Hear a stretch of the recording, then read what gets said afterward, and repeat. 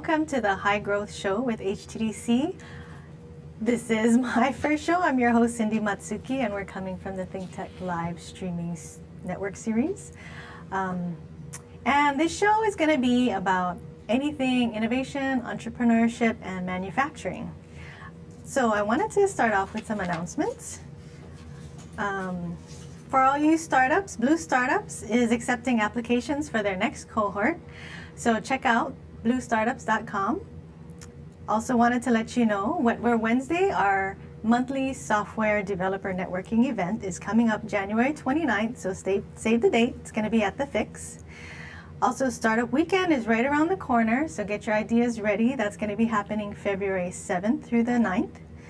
Also, if there's any companies out there that have won an SBIR, which is a Small Business Innovation Research Grant, please get in touch with us because we offer the state's matching grant. We can offer you up to 50% of your award amount.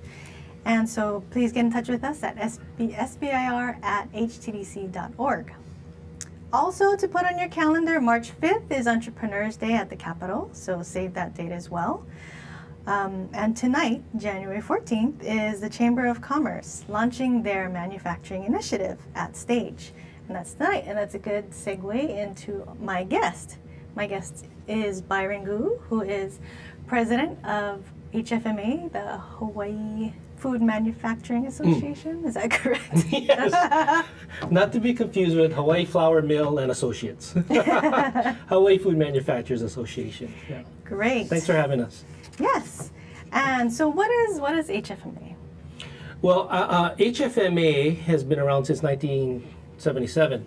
Wow. And it's a network. It's really a network. I'll tell you a story. You know, just yesterday we were talking about the power of networking with a colleague of mine, one of a big member manufacturer here in the state, and we talked about not just being in seminars and classes. That's valuable. It's good, but also it's the things that you can discuss over the luncheon or the things that you, on the way to the bathroom In the hallways. Yeah, that can actually really be even more valuable than just sitting in a chair and taking notes, listening to a speaker. So HFMA is really a network of manufacturers as well as allied companies, logistics companies, packaging companies. Food manufacturing contributes over $500 million to the local economy. Yeah, we don't do a very good job promoting what we do. Maybe we're more known as brands. But we do have some of the biggest brand names as part of our membership. Members like Hawaiian Sun, Hawaiian Host. These are now second, even third generation companies. Wow. And so they're part of our network. And I think what we like to think of HFMA is it's a conduit. And resources, benefits, connections, they can all be dropped into the conduit and called HFMA, and then members can plug into the I'm hungry, conduit, and then they can tap in to all of these resources. So Specifically, like what kind of benefits? well, I mean, what's funny is I really enjoy from a logistics partner that we have, FedEx. They give us incredible shipping discounts, both inter-island and to the mainland. So, I mean, our membership dues are $275, and because of our online business, we save over $275 a month. Wow. Right, on just that benefit. We have other, collective incentives like car rentals and things like that. But again, where I think the true value and the entrepreneurship value comes in is that you can tap into the network of people. If you're starting a company, I think it's a challenge not knowing where the resources are coming from, where to go and find the answers. And by having other manufacturers available to you, you can tap in, you can find mentors within the system, within the network. Wow. So that's to me, I think, a real value. That's great. And I also wanted to mention that Byron is the owner of T-Chest. And so you are president as well as a food manufacturer and member. That's great. Thank you. So what are some of the challenges that face food manufacturing in Hawaii? Well, I think the biggest challenge is marketing. Sorry about that. My phone went off. But you know, again, because we're sort of in the trenches type of category or just types head of down products. working. Yeah, we don't really think of it as you know, getting the name out and people thinking about food manufacturing. I think manufacturing in general, it's not a glorified industry. Film, I would love the exposure of film and music and That's crafts true. and things like that. I think people take it for granted too. Yeah, I think we really do. It puts food on the table and it creates a lot of jobs. You know, I just saw a statistic about the job creation or the payroll via food manufacturing, and it's close to $200 million in Wow. payroll being generated by food companies in the state. So Wow. pretty amazing. It's a pretty big chunk of the economy. That's great. So that's one of the things that I really want to highlight on this show is to visit different manufacturers and see what's going on in Hawaii. Because as I was telling you earlier, I went to the Made in Hawaii show and I was amazed at how many vendors there were. And I had no idea that all of this was being done in Hawaii, which is great. So I really want to highlight that as part of this show. So what do you see happening in your industry for 2014? Oh, for 2014, I think it's going to be a really big year. I think, you know, I kind of equate it to maybe we're in a manufacturing renaissance in our state.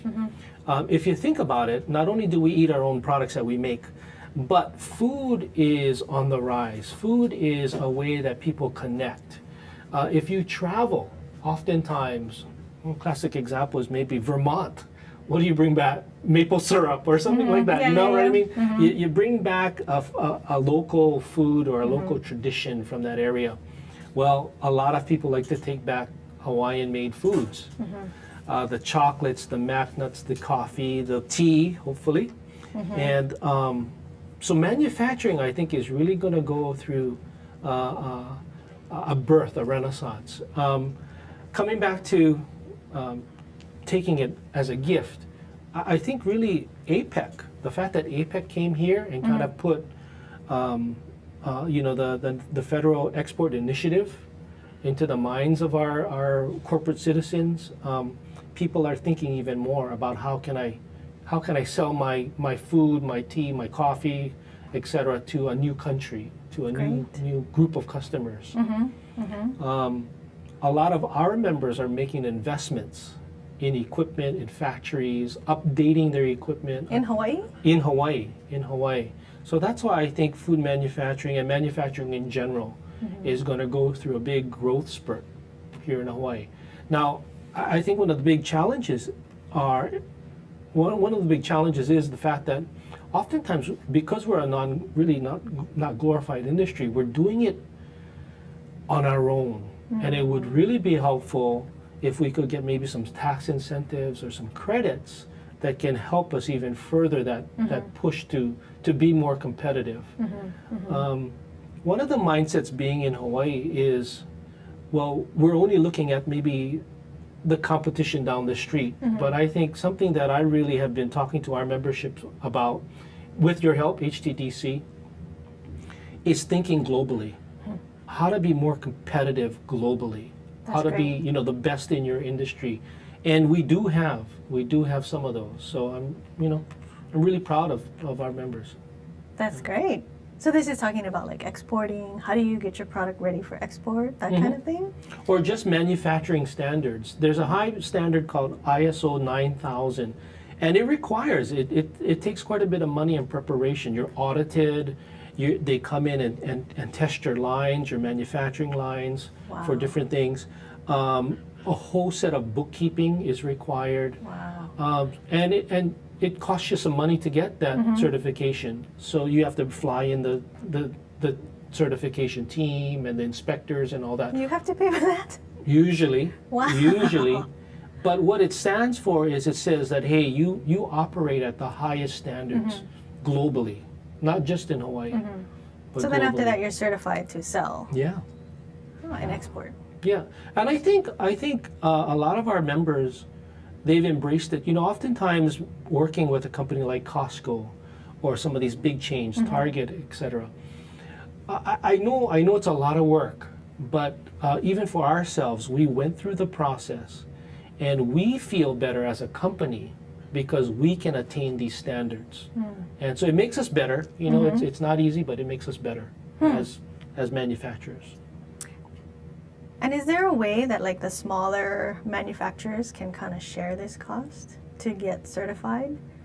Unfortunately, not. I mean, I think maybe, again, through the power of the network, as more people became aware and then kind of hooey together, yeah, maybe we could do something like that. I know MEP, Manufacturers Extension Program, has that. We've never tried the service, but I think it's available, and maybe that's a goal that we can share together, is hooey some people together and take advantage of that. Great, yes. And for those of you who don't know, HTDC runs the MEP program, which is the Manufacturing Extension Partnership Program for the state. And so we're here to help manufacturers. Yeah. So that'd be great. That would be awesome. So what are some of the upcoming goals for HFMA? Well, upcoming goals, we just had a meeting today with our board and our advisory council, and one of the things that we want to do is, you know, there are some stars in our industry, companies that really perform, win national awards and things like that. And what we want to do is we want to create a showcase piece for our industry. It's called Taste Foods of Hawaii. It's planned for June, and we just want to begin to recognize the talent that's involved in the industry.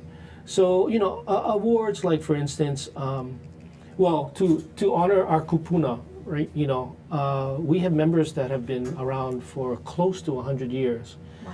And so to give, you know, those type of legacy awards and their contribution to the industry, that would be great, so that we can tell the story and pass on the story. But then also, I think people are really pushing the envelope in terms of packaging, in terms of design, in terms of ways to produce a new way to produce something, like a beverage or a hard candy or something like that. Well, we want to recognize that kind of innovation. So we've never had it before. We've never had that kind of industry-wide showcase. And so we're looking forward to it. That's a great idea. Yeah, So this is going to be kind of like excited. an award ceremony? We hope that it'll be an award ceremony. We hope that it'll be a way to, again, tell story and pass on story, show people the history of food manufacturing in Hawaii. But then I also hope that it'll be an ongoing thing. You know, that's something that can be maybe a reason to gather as an industry every year. And you also mentioned sort of food innovation. Absolutely, To show off that kind of stuff. Yeah. Is there any food tech? Technology. Yeah. Well, we have food scientists, food technologists. There's, you know, one of the biggest things I think affecting our industry too is workforce development. You know, to mechanize, to automate, right, a process going from hand-dipped chocolate, let's say, to something more mechanical, right? You don't sign up at UH for, you know, water bottling, chocolate manufacturing, tea making 101. It's highly specialized. So yeah, there's a lot of people out there spending resources, investing. So how does that happen? Well, I think it's all on an individual level, but you know, it's about, again, coming back to entrepreneurship, seeing an opportunity maybe that other people haven't. You know, a good example, Pacific Allied, they put in a water bottling line, and they, you know, got the highest standards of it, certifications, food manufacturing certifications, etc. What their thing is about import substitution. All, you know, for instance, I'll give you a good example. We drink a lot of bottled water. It's a hot environment here, right? And so to hydrate, we drink a lot of bottled water. Well, oftentimes those bottles are being shipped from the West Coast in a container to come here. Wow. So think about all the energy being spent, you know, and the cost being passed on to the consumers because of the freight. Well, why not do it here? And so they came up with that idea, and they put in a water bottling line. They spent, you know, over $500 $5 million to put in a factory in Kapolei, and they're tapped out in 6 months because a lot of the national brands are coming to them and saying, hey, we've been doing it the old way, why not let's make it in Hawaii? So, made in Hawaii, That's brilliant. becomes more relevant to these big, and I think people big should know nationals. that. Yeah. Definitely. Okay, we're going to take a quick break. So this is the High Growth with HTDC show, and I'm talking with Byron Goo, president of HFMA, and we'll be right back. Aloha, I'm Nicole Hori for ThinkTech. For nearly half a century, the Hawaii Foreign Trade Zone No. 9 has brought the benefits of the Foreign Trade Zone program to Hawaii businesses and entrepreneurs. DBET, the Department of Business, Economic Development, and Tourism, operates Hawaii's Foreign Trade Zone program to encourage international business and economic development. The Foreign Trade Zone's mission is to increase the amount of international trading activity in Hawaii, thereby providing employment opportunities for the residents of our island state. For more information, see ftz9.org. I'm Nicole Hori. Mahalo. Hi, we're back, and this is the High Growth Show with HTDC on the ThinkTech Live streaming network series. And I'm here with my guest, Byron Goo, president of HFMA. Sorry, this is my first show. Kind of nervous, but excited. You're doing a good job, Cindy. Thank you, Byron. You're doing a good job. So before the break, you had mentioned the whole, like how Hawaii goes through so many water bottles. Do you know if they actually do recycled bottles, or do all those bottles get shipped as well? The recycled? Yeah. Oh no, I'm sure there's got to be some recycling facilities out here. Yeah. I think they would be way too costly. I'm gonna bring Pacific Allied on You should. to this show and You find should. out what they do. Yes. Okay. We're paying 5 or 6 cents, right, per container. We should find that out. That's true. But I want to know. I want to know if they get recycled and Absolutely. rebuilt here in Hawaii. Yes. That would be great instead of the 5 cents paying to ship it back off I the agree. island. So let me hear some success stories. Oh, well, that's one of them. I'll tell you another good success story. Weyerhaeuser had a corrugated plant down on Nimitz. They have been stalwarts in Hawaii, supporting Hawaii business for ages. I mean, all the pizza boxes, shoe boxes, things like that. See, I don't think anybody knew that. You don't think about that. Well, Weyerhaeuser decides to close up the plant, right? And a staff of 100, literally got laid off. But I think through the leadership of the management team, they were able to keep people together. They entrepreneured and pioneered. They brokered with other factories on the mainland. You know what? All of that effort has paid off to the point where an investor has come in their name is Rengo Packaging. They're investing tens of millions of dollars in Hawaii's economy to build a brand new facility here to not only service Hawaii, but also I think maybe more parts of North America and maybe even From Asia. Hawaii, Right, from packaging. Hawaii. So I think that's that kind of entrepreneurship, that kind of management. I think you really need to think sometimes out of the box. Being, what are we, the most remote landmass in the world? To think, outside the box and figure out how to do it economically, keeping the price down, I would being think that's green one of about the it. biggest challenges, especially for exporting. It is. Freight accounts for about 30% of cost. Wow. And we have to unfortunately pass it on to customers. But you'll be surprised in terms of how creative companies get, so that they can bring in a product that's affordable for people, that will meet a nice price point, and hopefully sell and do well. And what does it take to be called a manufacturer in Hawaii? I know there's some sort of requirements to say that it's made in Hawaii. Do you know what those are? Well, legally, according to Hawaii revised statutes, made in Hawaii equates to 51% of wholesale value originating in Hawaii. Huh. Okay, so for instance, in our business, as an example, you know, we have a embryonic tea industry that's growing and sprouting here, right? So we bring in a lot of tea, right? Tons of it. But that tea relative to the wholesale price is at a certain level. We put a lot of care and time and energy and cost into blending it, packaging it, you know. I see, So our tea can be called made in Hawaii because more than 51% of the overall wholesale cost is incurred here in Hawaii. Huh. Oh, And interesting. another good resource is the free trade zone. People can land, you know, raw ingredients, raw goods into the free trade zone, add value to it through a production capacity or, you know, methodology, and then export it without being charged a tariff. So does your organization work with the free trade Yes, we zone? do. They're one of our partners. Oh, great. That makes sense. And you brought this beautiful gift basket. Did you want to say? It looks like there's a ton of stuff in here. Well, there's all kind of things, yeah. I mean, I think what's neat about it, it's you know, it's not just one product.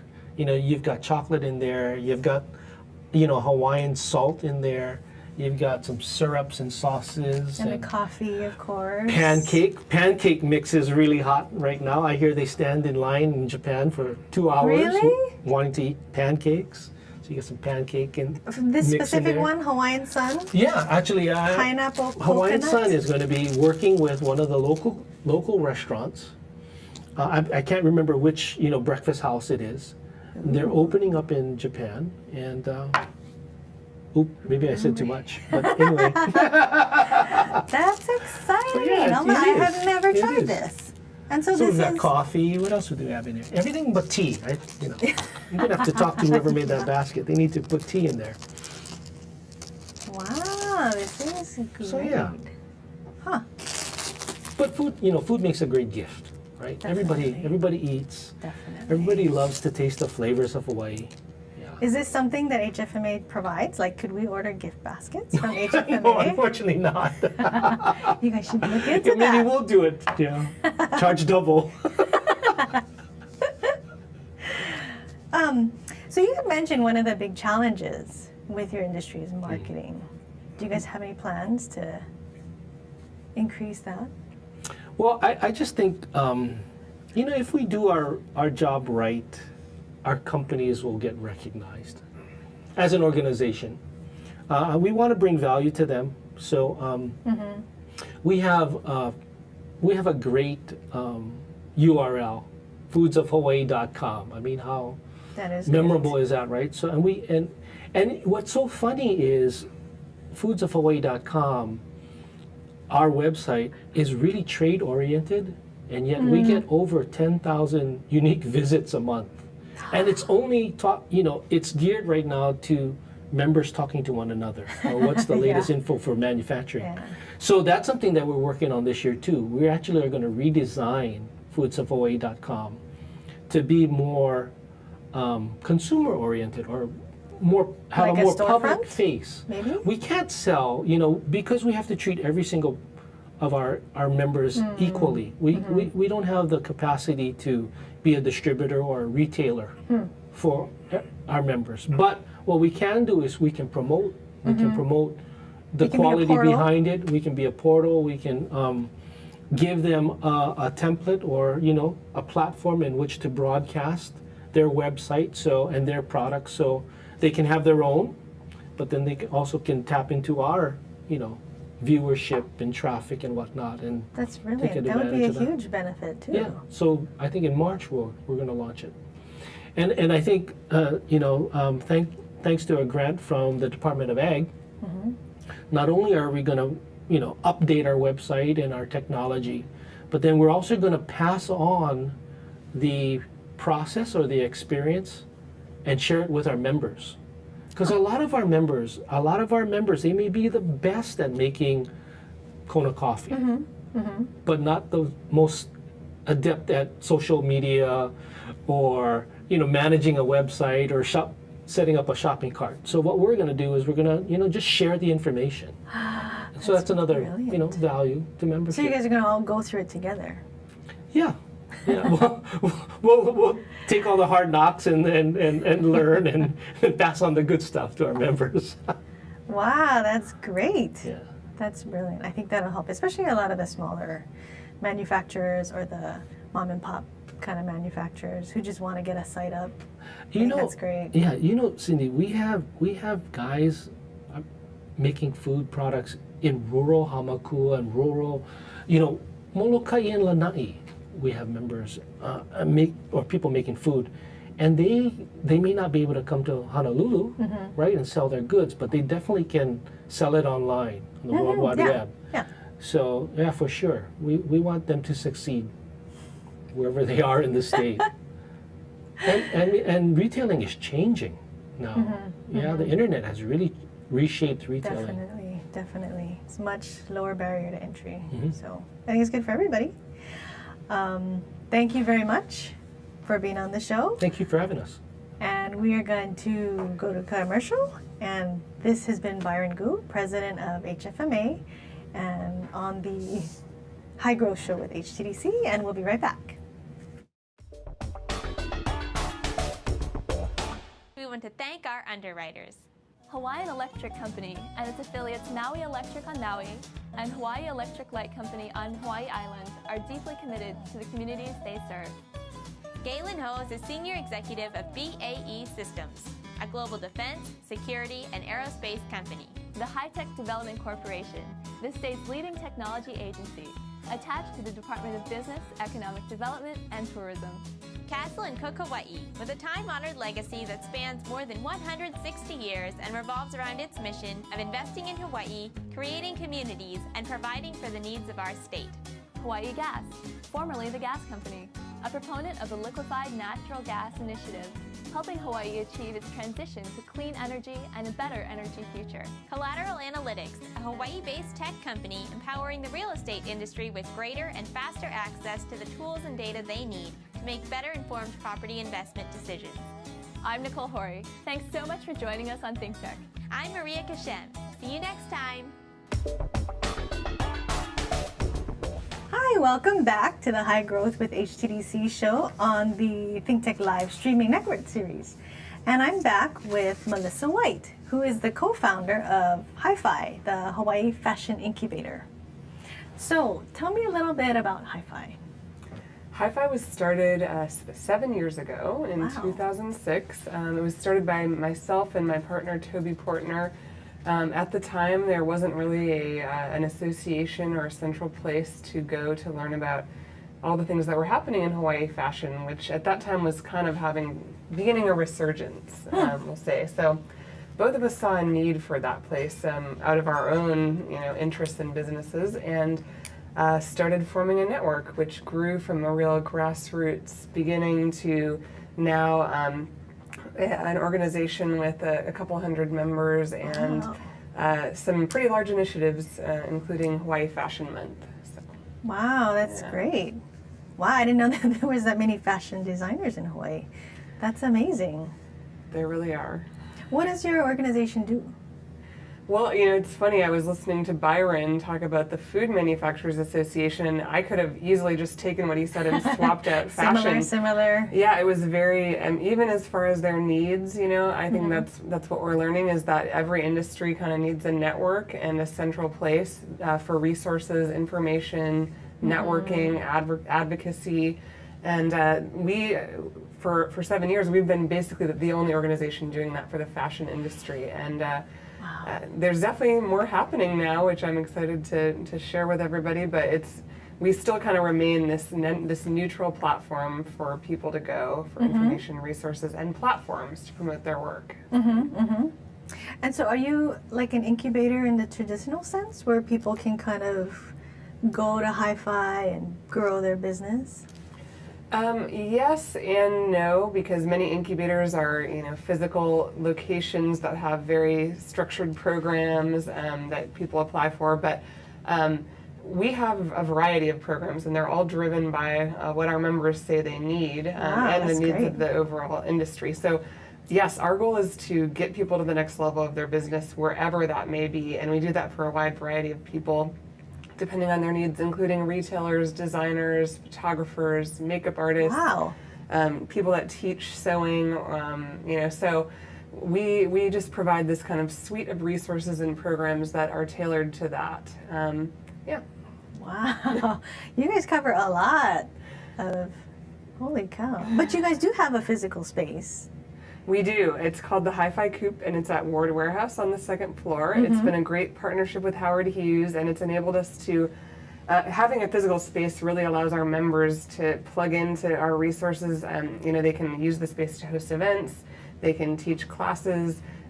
We have a showroom/store that showcases local products, and we sometimes, show those to retail buyers and get local products placed in stores. So it definitely provides a real concrete outlet for what we provide. Oh, that's great. And how has those couple people that have been on Project Runway from Hawaii, how has that helped the fashion industry? Or what has it done? Well, it's definitely been a huge influence on raising the awareness of fashion in Hawaii, both within and outside Hawaii, because even a lot of people here don't necessarily think of fashion, as a big part of Hawaii. They don't realize that maybe until Hawaii Fashion Month, most people didn't realize that we had a fashion industry, and even we, as an organization, revised our impression of how big it was. It's much bigger than we thought. People come out of the woodwork. But, That's awesome. So I think those couple stars of Project Runway really helped to kind of bring fashion to the forefront, and there's a lot of interest in it at every level, from government to the public. So we're riding that wave. Wow, great. Tell me about Fashion Month and how that went.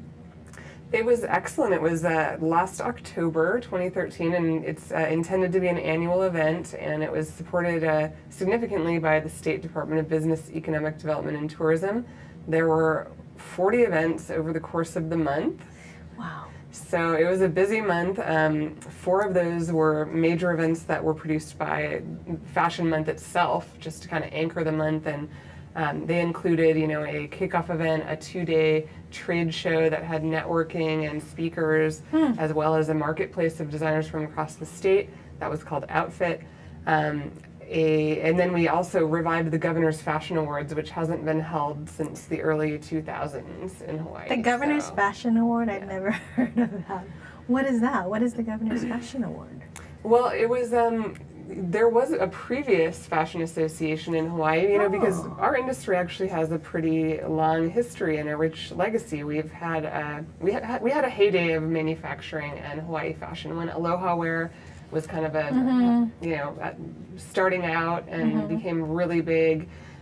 There was a strong industry association that lobbied for the industry, and there was the Governor's Fashion Awards every year to recognize professionals in different sectors of the industry for their contributions, and it was held by the Hawaii Fashion Industry Association and then later by Retail Merchants Association. Oh, wow. So we brought it back this year, and it was really exciting to recognize people in every category, from design to styling and to lifetime achievement, and so it was a lot of fun to have that, and it indicates that our industry is growing. So. That's great. And I noticed that the fashion that was highlighted, I looked at a lot of the pictures, is not necessarily Hawaii. Like you had mentioned before, when it was in its heyday, it was very aloha, very Hawaii. But it seems like this new generation is I don't know what you would call it, but it's not necessarily like you wouldn't think Hawaii when you look at some of the fashion. Yeah, and we're not, I think nobody's interested in boxing in Hawaii fashion, and saying it belongs in this box. It's kind of defined by the people who contribute to it, and a lot of that is, evolution and carryover from the days of Aloha, because I think those bold prints are still something that people love and resonate with, and there are people doing modern versions of those. But I think a lot of people have an interest in seeing Hawaii promoted as a fashion capital that's also on par with fashions that are produced elsewhere in the world. So we want to promote that and elevate the perception of Hawaii in the fashion community. That's great. That's very exciting. What are some of the challenges that the fashion industry faces? So this is also very similar to what Byron had to say. We took Hawaii Fashion Month as an opportunity to kind of pull our members on their biggest needs. That's how we started our organization, and it drove us 7 years. And so now we kind of renewed and said, okay, what's everyone's biggest challenges? And the 3 needs that were most common among members were manufacturing, capital, and promotion. And up until now, I would say promotion has been one of the biggest, drivers of our initiatives to say Hawaii has a fashion industry. It's on the level of other places in the world. Just raising awareness for that and promoting it as both art and industry. But our initiatives going forward are going to try to zero in on some of those other needs, manufacturing and access to capital, because what we have now is we have a large base of emerging designers whose needs are diverse and where they're at is diverse. Some of them need more trainings. Some of them just are starting out and jumping from home production to small sewing production. So that we have that base, and then we have a kind of a middle group that's gotten to a next level, and maybe they're starting some production and they're ready to get some capital and ramp it up, or start to export. So we're focusing a lot of attention on building up those pieces along the cycle, so that people can complete the fashion cycle and ideally do pretty much all of it here in Hawaii. Wow, that'd be great. So when you say manufacturing, what does that mean?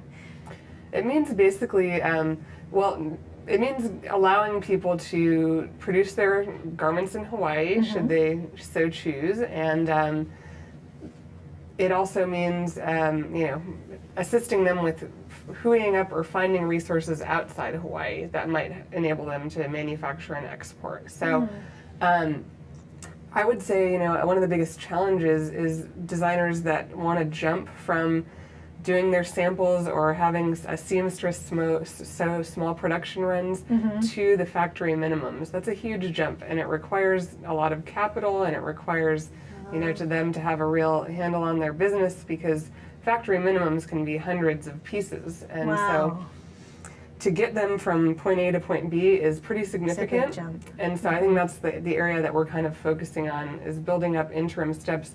And part of the problem is that as Byron mentioned, there's a need for workforce development and a little bit of a resurgence of interest in manufacturing, and I think it's starting. But we definitely need to have more trained labor, and I think if we developed a program that built all of that in, the training of the workforce as well as the small to medium run production to bridge the gap for designers to reach the next level, that would be really helpful.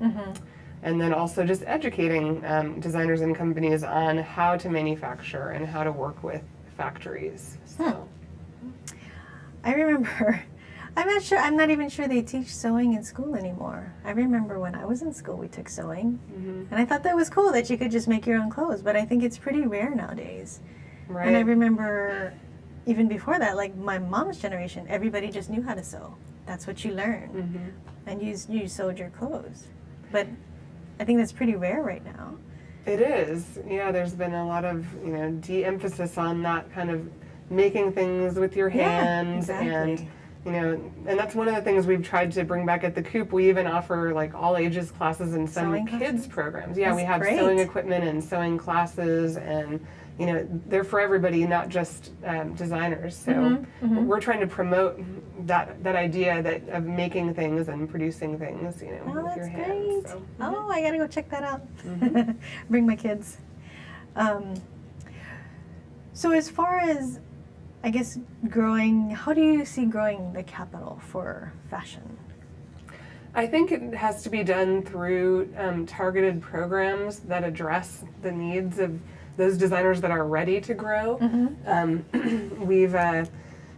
We've actually talked about this idea with members of the state that are involved in the Hawaii Growth Initiative. We've explored ideas about a fashion accelerator program or a designers in residence program where it'll be a competitive process where designers that are ready to go global apply. They get tailored training, mentorship, resources, and built into that program would be outlets, so that basically when they're done, they're guaranteed to get something that launches them to the next level, which may be a large retail account, it may be capital to produce their line, it may be a combination of those things. So I think that's one of the things we really want to see happen for 2014, and we're working on partnerships and kind of honing that model, and we may be using part of our showroom at the COOP as an outlet for that.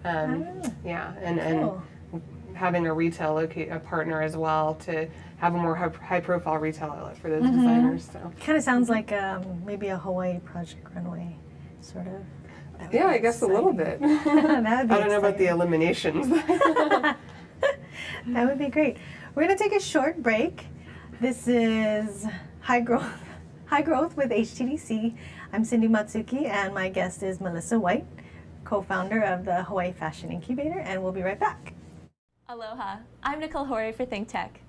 For nearly half a century, the Hawaii Foreign Trade Zone No. 9 has brought the benefits of the Foreign Trade Zone program to Hawaii businesses and entrepreneurs. DBET, the Department of Business, Economic Development, and Tourism, operates Hawaii's Foreign Trade Zone program to encourage international business and economic development. The Foreign Trade Zone's mission is to increase the amount of international trading activity in Hawaii, thereby providing employment opportunities for the residents of our island state. For more information, see ftz9.org. I'm Nicole Hori. Mahalo. Hi, welcome back. This is the High Growth with HTDC show. I'm your host, Cindy Matsuki, and I'm here with Melissa White, co-founder of Hi-Fi, the Hawaii Fashion Incubator. So you were mentioning that your industry has a lot of goals for this upcoming year. Could you go over some of those? Sure. Well, I think as we go into 2014, we're on the heels of a big event that really changed the face of Hawaii fashion, and I think there's a lot of momentum from that. So aside from our initiatives, there's a lot of other programs in the community that are kind of starting up around fashion, and we're excited to be supportive of those. The Chamber of Commerce's Manufacturing Initiative, which you mentioned at the beginning of the program, is launching, and that includes fashion and along with other industries. So I think coming together with other sectors like food and other manufacturing sectors is going to be a big theme for 2014, especially as focus shifts, to manufacturing in Hawaii. So there's a lot of common needs. I think collaborating, identifying those common needs, and building resources that help everybody is going to start happening on a bigger scale. Also, I see a lot of growth and potential in continuing Hawaii Fashion Month as a platform, not only in the designated month, but throughout the year, because what it really does is paint a picture of what Hawaii fashion is and promote that to the world. And I can see a lot of potential outlets growing out of that, to say, here's Hawaii fashion, let's deploy it to other fashion weeks, or let's build an online presence for it, or there's just a lot more we could do with that to show the industry that we have here. And I think other people are starting to think about ways that they can hitch their boat onto Hawaii Fashion Month as a platform to make it bigger, to show what they're doing. And I think there's going to be some really exciting announcements coming out at the end of this month about new partners and things happening during Hawaii Fashion Month 2014. So stay tuned for that. That's great. Yeah, we're really excited about all the momentum that's building up there. So. And I think Hi-Fi just, we're thrilled that there's enough momentum, and the industry is really, setting their sights on growth and achieving some of the goals we've had for so long. And so I think we're just going to keep positioning ourselves as, the kind of go-to organization for information, resources, and also kind of the platform for whereby everyone that's part of Hawaii fashion can define what Hawaii fashion is. So. That's great. Yeah. Do you see any tech getting into fashion? Sure. I mean, manufacturing itself has so much potential in that way. And like Byron was saying, I mean, you need to kind of stay at the forefront and be competitive. And, maybe, I think we could explore some innovative ways to do that. Maybe we're not going to have a garment industry that looks like what it did in the 60s and 70s, because just by nature that involves a lot of labor and materials. And but I think tech could come into play both in raw materials. I know agriculture sector is looking at some ways of producing some things here that could be used in fashion. Wow, that'd be great. Yeah, and there's all sorts of things now that are made to order programs, like prototyping, and which is already being used by a lot of people in jewelry, like 3D printing and prototyping, or just kind of like order your garment and have it made right there, and made to order pieces. So wow, that's exciting. Technology can do some really cool things in that way, and it might not require us to have a full-blown factory ecosystem here to support us. Wow, that would be great. Could you tell me a couple success stories in the fashion industry in Hawaii? Sure. Well, you touched on one before, the Project Runway. We've had 3 finalists from Hawaii, so or 3 contestants, I should say, one of which was a finalist. So that's really exciting for us. And then within the time of hi-fi, we've had a lot of designers that went from that very emerging stage, just starting out, to and some of them have now been to Japan several times. Wow. We've gone with the state to Japan's largest fashion trade show, and we've now had designers that have gone with us 3-4 times, and so they're getting their lines out there to an international audience. They're opening retail storefronts. They're starting factory production and diversifying their lines. So I'm thinking of people like organic clothing and Salty Girl jewelry, and Allison Easy was another great example. And so we've had a lot of people that are just kind of great examples of getting to the next level one step at a time. Since we started, there's also been people that have jumped to the national market, like Fighting Eel and Roberta Oaks, and they're carried in boutiques all over the country. So that is awesome. Yeah. Do you think that being made in Hawaii is a plus for fashion? I'm glad you asked that question, because that is something that I really think is worth exploring and looking at and developing. Byron was saying that marketing is a major need of the food manufacturing industry, and I think that's true of fashion. And I think branding and creating value through Made in Hawaii is a promising channel to do that. It's a way to grow our audience for people that are interested in Made in Hawaii products, which I think is a lot of people. Pretty much everyone who comes to Hawaii wants to take home a piece of it in some form, and so. And there's also kind of a growing awareness of local products and buy local, made local products. So I think by kind of creating a Made in Hawaii brand and cultivating that and making it a high quality, sought after brand, we could really grow the potential opportunity for manufacturing here and the market.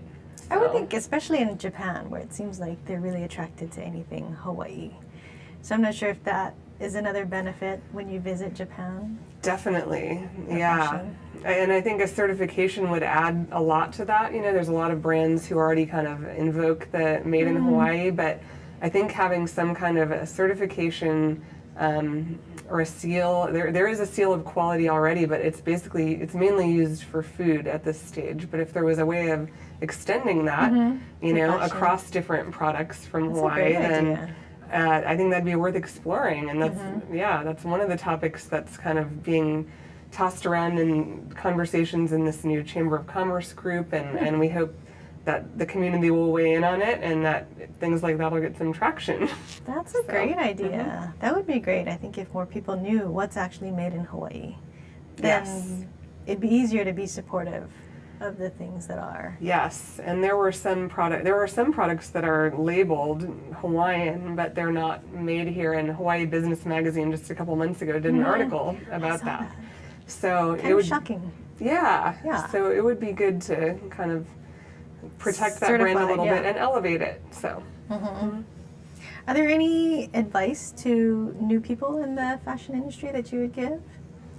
I would say tap into a network, and Hi-Fi is a great place to start. So Our website is hawaiifashion.org, another great URL that drives a lot of traffic. perfect. People search for Hawaii fashion and we generally come up. So yeah, look us up because every membership comes with a consultation and just kind of assess where you're at, what your needs are, because we have so many diverse needs and members that we just start with on that, and then we make appropriate connections and plug in great. appropriate resources and partners. So That's yeah. great. Thank Yeah. you so much. Thank you so much for being on with me on Thanks the for first having show. And so we're going to wrap. This has been High Growth with HTDC on the Think Tech live streaming network series. And I want to thank Jay Fidel for having us on. And we'll see you next time. Thank you.